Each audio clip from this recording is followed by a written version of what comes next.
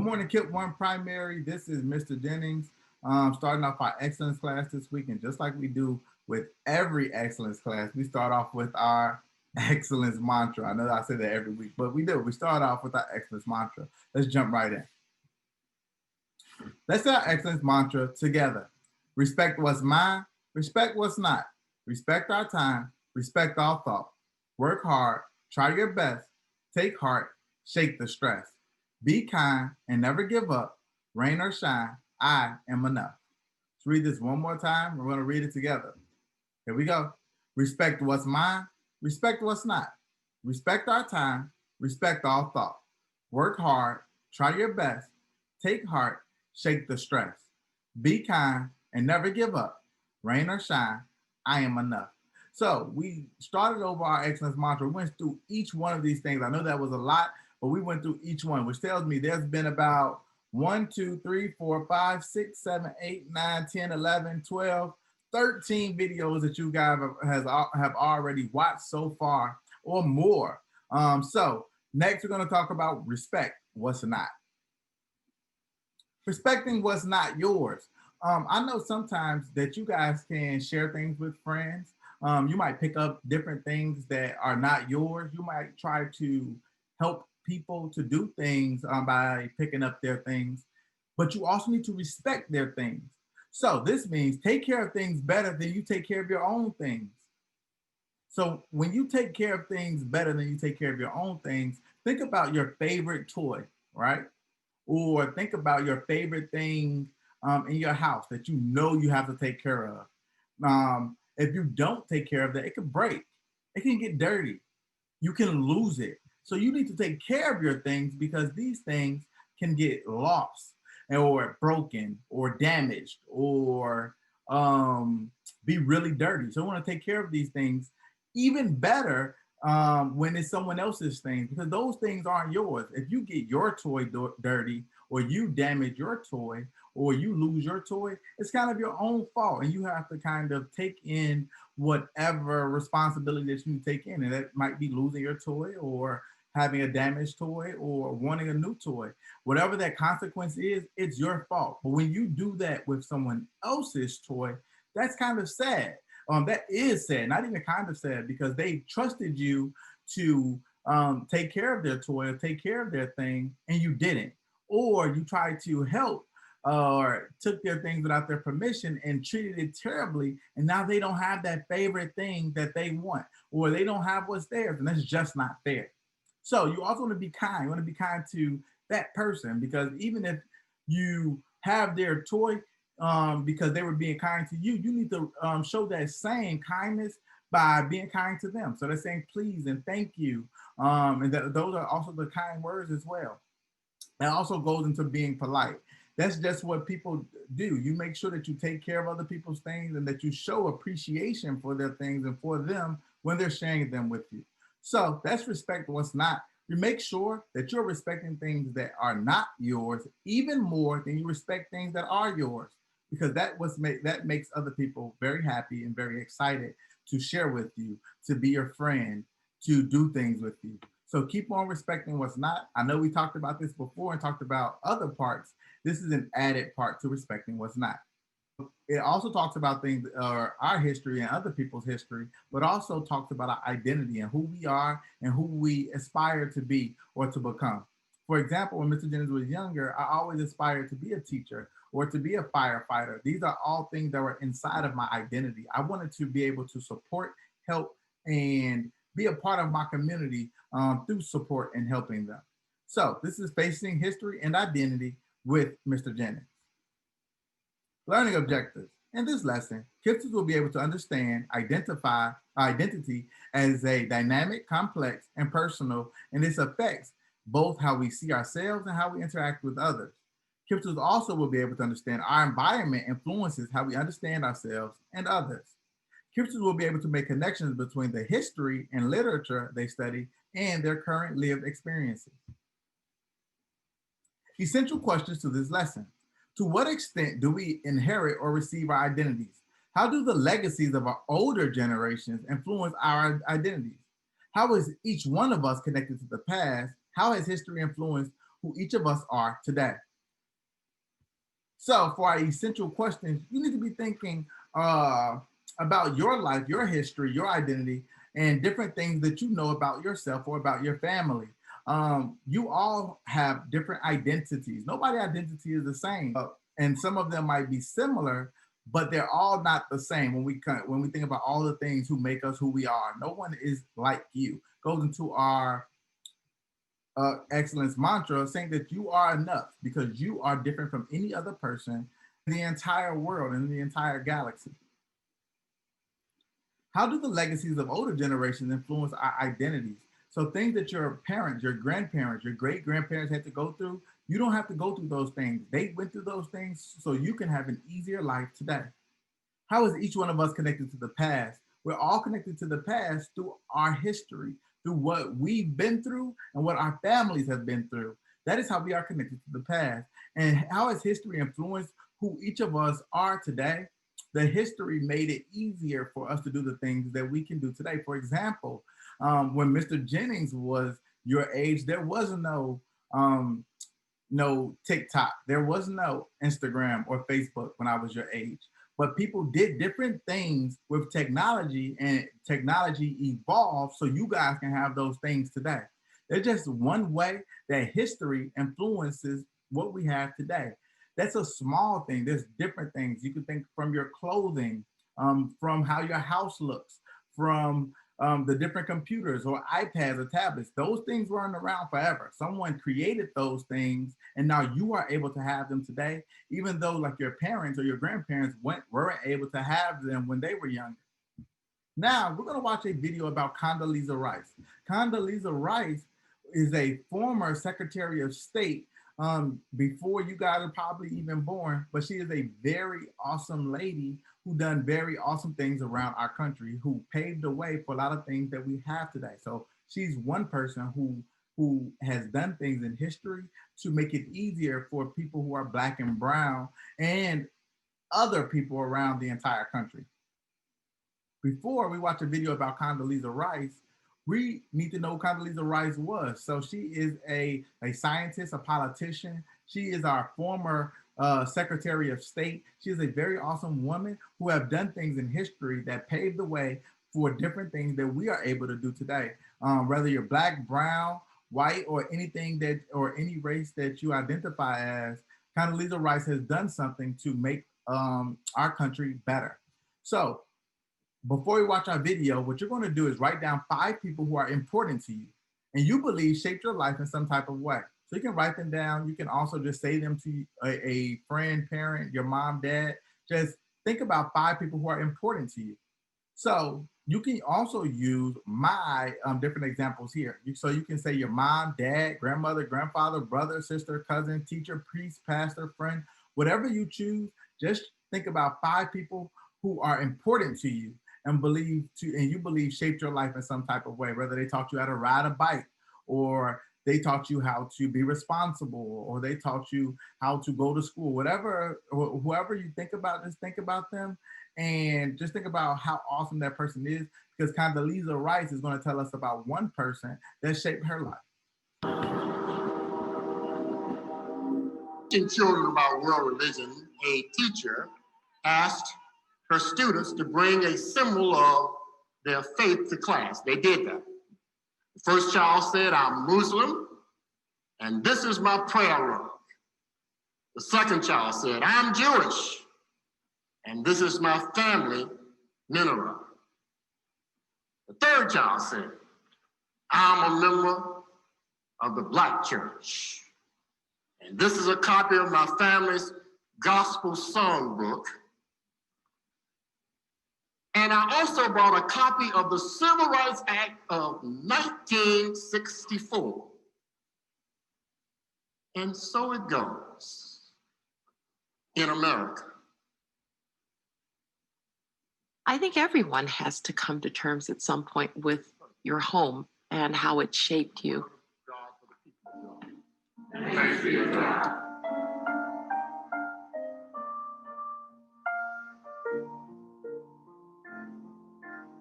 Growing up as a little girl in segregated Birmingham, Alabama, where you couldn't even go to a restaurant, couldn't go to a movie theater. In that Birmingham, Alabama, we were still being told America is yours and you can succeed here.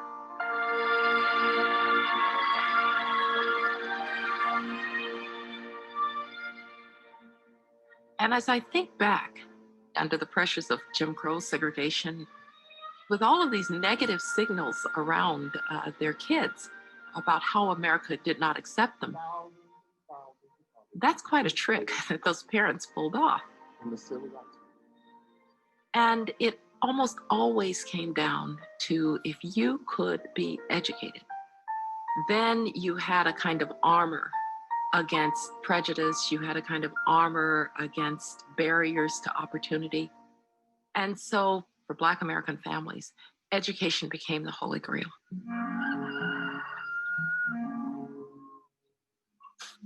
John Wesley Rice Sr., my grandfather, was a sharecropper's son in Greene County, Alabama. His mother was a freed slave who had taught him how to read, and he decides he's going to go to college. So he saved up his cotton and he went off to Stillman in Tuscaloosa, paid for his first year of college, got through it. And then they said, so how are you going to pay for your second year? He said, well, I'm out of cotton. And they said, well, you're out of luck. He says to them, so how are those boys going to college? They said, well, what you have to understand is they have what's called a scholarship. And if you wanted to be a Presbyterian minister, then you could have a scholarship too.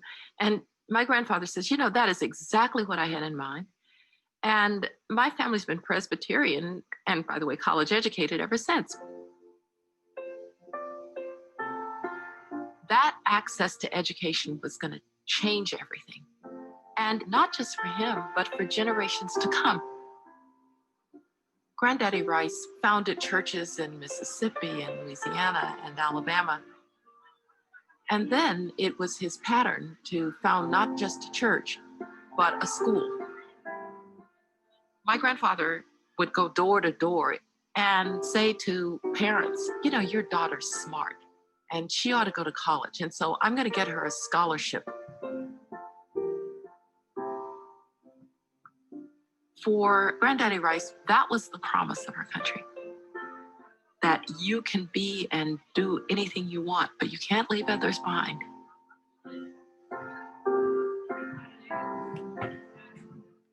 Faith matters. Family matters. Community matters. That was my family's tradition.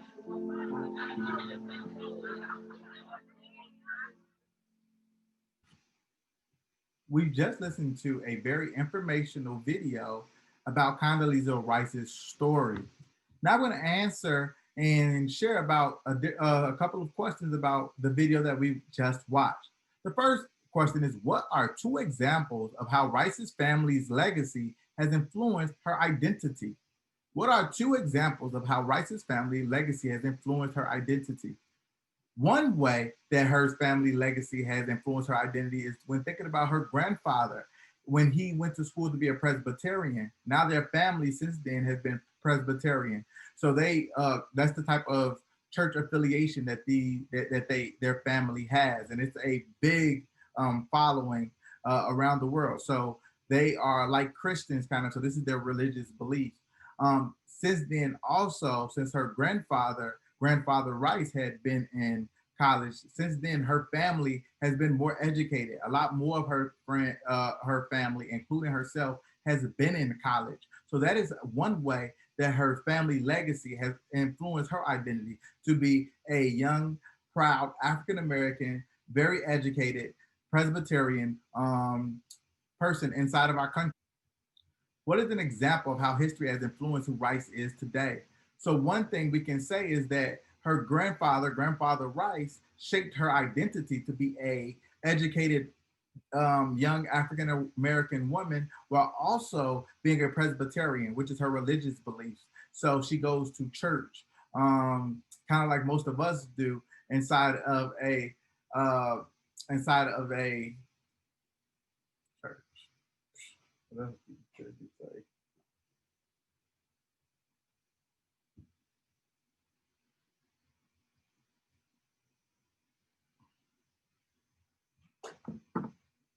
What is an example of how history has influenced who Rice is today? So one thing we can say is her religious belief. Her grandfather ended up going to school to be a Presbyterian priest, and now that made their family Presbyterian. He also paved the way, like we said, for her to be educated. She's educated, and a lot of people in her family are educated because their grandfather paved the way for them to go to college and make their lives a bit better. What is one idea from Rice's story that resonated with you? So resonated means what sunk in with you. What is something that you remember from the story? One thing that I remember from the story is that her grandfather had to pick cotton. So when you think about slavery and in the slavery days, people who were white were having slaves pick cotton. So this tells me that her grandfather wasn't very rich, but he decided to be a hard worker. He wasn't in slavery, but he decided to pick cotton to pay for himself to go to college that first year. However, he wasn't able to pay for college the second year, and he was able to get a scholarship like many of you will get when you guys go to college. You'll get those scholarships to pay for you to go to college for free.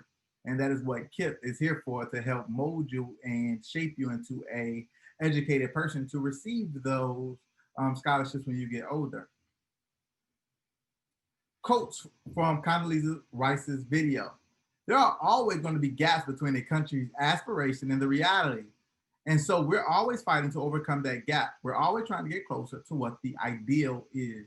So when we're talking about the American, what it is to be an American, there are certain things that America says that you should have. For example, a house, a husband, a wife, 2 kids, a white picket fence. This is what America says is the America. However, we know a lot of our lives are different. I have many brothers and sisters. My mom didn't get married, neither. Take that out. However, our lives are different. I have like our lives are different. We have a lot of brothers and sisters. We might not live in a house. We might live in an apartment building. We might live in a condo. We might live in a house. That might be true. But the American dream kind of looks different depending on who you are. So the American dream is whatever you make it. You have the freedom to do whatever you want to do. I think everyone, this is the second quote. I think everyone has to come to terms at some point with your home and how it shaped you. So we talked about those people who shaped you into who you are. You can look around yourself and you can think how you want to live when you grow up. That can be in a super large house. That can be in a small house. That can be in a condo. That can be in an apartment. However you want life to be in the future, you need to start thinking about how can you shape that life today. So, for example, Condoleezza Rice's grandfather, he didn't have anyone pay for him to go to college. He had to pick cotton, which is a very hard job for someone to do to pay for college.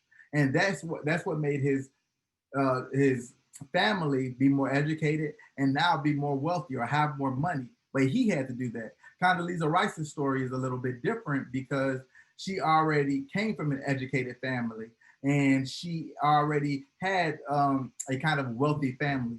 You need to think, which part do you want to be, or what part are you? Does your family already have money and you just need to figure out how to keep your family to get money, to be getting money or to receive or to be wealthy? Or are you like the grandfather? You have to go out and do some hard work to receive that money. And that's why we need to stay educated in either one of those different circumstances, whether you already have money or whether you plan on getting a lot of money, you need to be educated. And that's what we come to school for every day. That's why we have to watch these videos and that's why we have to learn.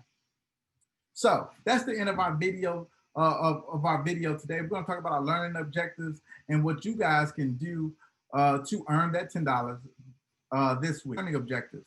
Kippsters were able to understand identity as a dynamic, complex, and personal, and its affects both how we see ourselves and how we interact with others. Kippsters will also be able to understand our environment influences how we understand ourselves and others. Kippsters also were able to make connections between the history and the literature they study and their current lived experiences. Finally, work submission. Remember, you can submit all work to cjennings@kippchicago.org. This week, what I want you to do is write or make a video about a person who has helped to shape your identity and how. For example, a person who has helped to shape Mr. Jennings' identity is Mr. Bell, our principal. He's helped shape my identity to become a better teacher and a better man and a better Black man inside of our country. So he has done things that are in school and out of school to help Mr. Jennings throughout my journey into becoming the best person that I can be. So even Mr. Jennings is still working on himself. And I often go to Mr. Bell, our principal, because he was once like me, because now he's older or elderly. He's able to support me in a lot of different things that I need. So I want you to tell me one person who has helped you shape your identity and how has that person shaped your identity? All right, Mr. Jennings out. See you guys.